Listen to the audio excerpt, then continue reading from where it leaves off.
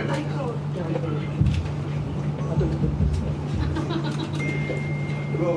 ലാലേട്ടനും ഈ രണ്ട് കോമ്പിനേഷനുകളും മലയാളികൾ മാത്രമല്ല ഓൾ ഇന്ത്യ വെയിറ്റ് ചെയ്തിരിക്കുന്ന ഒരു കോമ്പിനേഷൻ കൂടെയാണ്. അപ്പോൾ ഞാൻ ആ വാക്ക് ഉപയോഗിക്കുകയാണ്, ഒരു പുതുമ. കാരണം ലാലേട്ടൻ ഇതിനു മുമ്പ് ചെയ്തിട്ടില്ലായിരുന്നു, കഴിഞ്ഞ പേരിന്റെ പ്രൊമോഷനൊക്കെ വന്നപ്പോൾ പറഞ്ഞാണ്. അപ്പോൾ ലാലേട്ടൻ ഏറ്റവും കൂടുതൽ എക്സൈറ്റ് ചെയ്ത ഒരു ഫാക്ടർ എന്താണ്? അതിനേക്കാൾ ഉപരി അത് പ്രേക്ഷകരിലേക്ക് എത്തിക്കുമ്പോൾ ഉണ്ടാകുന്ന ഒരു സാറ്റിസ്ഫാക്ഷൻ എന്തോരാണ്? അല്ല, ഇങ്ങനത്തെ ഒരു ജോണറിലൊരു സിനിമ ഇന്ത്യൻ സിനിമയിൽ ഉണ്ടായിട്ടുണ്ടായില്ല എന്നാണ് ഞാൻ വിശ്വസിക്കുന്നത്. ഇതിലൊരു ഞാൻ അന്ന് പറഞ്ഞൊരു കാലവും ദേശങ്ങളൊന്നും ഇല്ലാത്തൊരു സിനിമയാണ്. അപ്പം അതിൻ്റെ ക്രാഫ്റ്റ് എന്ന് പറയുന്നത് മാറ്റി നിർത്തിയാൽ ക്രാഫ്റ്റ് വൈസ് വളരെ രസകരമായത് വലിയൊരു ക്യാൻവാസിലാണ് ഈ സിനിമ ചെയ്തിരിക്കുന്നത്. പക്ഷെ ഒരു സിനിമയ്ക്ക് വേണ്ട എല്ലാ കാര്യങ്ങളും, ഒരു കഥ പറയുമ്പോൾ നമുക്ക് എന്തൊക്കെ വേണോ അതെല്ലാം ഉണ്ട്.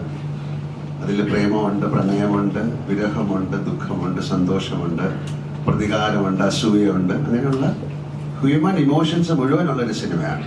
അതിനെ എങ്ങനെ പ്ലേസ് ചെയ്തിരിക്കുന്നു എന്നുള്ളതാണ്. അത് നമ്മൾ സാധാരണ കാണാത്തൊരു ടെറയില്ല. നമ്മളിപ്പം ഇത് കേരളത്തിൽ നടന്നൊരു കഥയാണോ എന്ന് ചോദിച്ചാലല്ല, ഇതെവിടെ നടന്നതാണെന്ന് നമുക്ക് പറയാൻ പറ്റില്ല.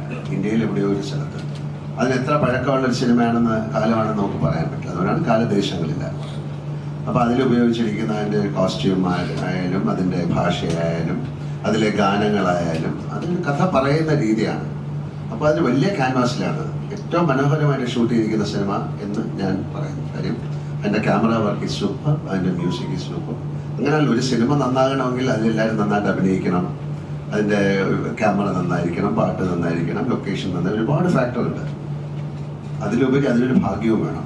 ആ ഭാഗ്യത്തിന് വേണ്ടിയിട്ടാണ് നമ്മൾ വെയിറ്റ് ചെയ്യുന്നത്. അല്ലാതെ സിനിമ എന്നുള്ള രീതിയിൽ എന്നെ സംബന്ധിച്ചിടത്തോളം ആസ് ആൻ ആക്ടർ എനിക്ക് വളരെയധികം സംതൃപ്തി തരുന്ന ഒരു സിനിമയാണ്. നമ്മൾ സാധാരണ ചെയ്യാത്ത സിനിമ എന്ന് പറഞ്ഞാൽ ബാക്കി എല്ലാം ഉണ്ട്, പക്ഷെ അതിനെ എങ്ങനെ ട്രീറ്റ് ചെയ്തിരിക്കുന്നു എന്നുള്ളതാണ് ഡിഫറൻറ്റ്. അപ്പം ഇത് പല ഭാഷകളിലേക്ക് ഡബ് ചെയ്യുന്ന അവസരങ്ങളിലൊക്കെ അവിടുത്തെ ആൾക്കാർ പറഞ്ഞ കാര്യങ്ങളാണ് ഞാൻ പറയുന്നത്. അവരാരും ഇത്തരത്തിലൊരു സിനിമ കണ്ടിട്ടില്ല, ഇത് വളരെ ഡിഫറെൻ്റ് ആയിട്ടുള്ളൊരു സിനിമയാണ്.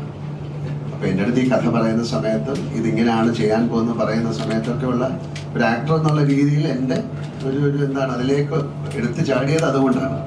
പിന്നെ തീർച്ചയായിട്ടും വിജയ് എനിക്ക് എത്രയോ വർഷമായിട്ട് അറിയാവുന്നതാണ്. അദ്ദേഹത്തിൻ്റെ സിനിമകൾ ഞാൻ കണ്ടതാണ്. ഞങ്ങൾ ഇതിനു മുമ്പ് പല സിനിമകളെക്കുറിച്ച് ഡിസ്കസ് ചെയ്തതാണ്. പക്ഷേ ഇങ്ങനെ ഒരു കഥ വന്നപ്പോൾ തീർച്ചയായും ഷിബു അതാണ് കൂടുതൽ ഇനിഷ്യേറ്റീവ് എടുത്ത് അങ്ങനെ ഒരു കഥ വന്നപ്പോൾ ഇതിൻ്റെ അകത്തൊരു പോസിബിലിറ്റി ഉണ്ട്. ഒരു വലിയ ക്യാൻവാസിലേക്ക് നമ്മൾ ചിന്തിച്ചതിനേക്കാളും വലിയ ക്യാൻവാസിലേക്ക് ആ ചിത്രം കൊണ്ടുപോകേണ്ടി വന്നു.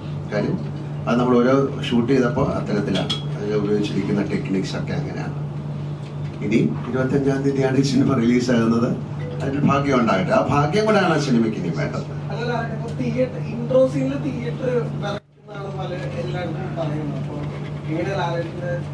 വിറയ്ക്കുമെന്നൊക്കെ എനിക്ക് പറയാൻ പറ്റില്ല.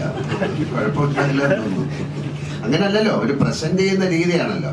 ഇൻട്രഡക്ഷൻ എന്ന് പറയുന്നത് ഒരു ആ സിനിമയിൽ ഒരാളെ കാണാൻ കാത്തിരിക്കുമ്പോൾ അയാളെ പ്രസന്റ് ചെയ്യുന്ന ഒരു ത്രില്ലാണ്, അതൊരു സ്കില്ലാണ്.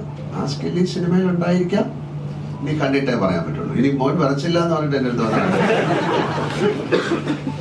ചേട്ടാ, ഇപ്പം മലൈക്കോട്ടെ വാലിബൻ ആരാണായിരുന്നു?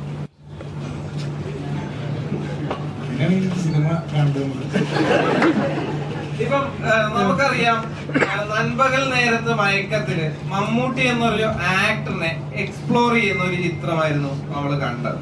ഇപ്പൊ നേരെ മറിച്ച് മോഹൻലാൽ എന്നൊരു നടനുമായി ഒരു താരമായി എത്താൻ നേരത്ത് ഒരേ സമയത്ത് മോഹൻലാൽ എന്നൊരു നടനെയും താരത്തെയും ഒരേ ടൈമിൽ തന്നെ യൂസ് ചെയ്യുന്ന ഒരു ചിത്രമായിരിക്കും മലൈക്കോട്ടെ വാലിബൻ.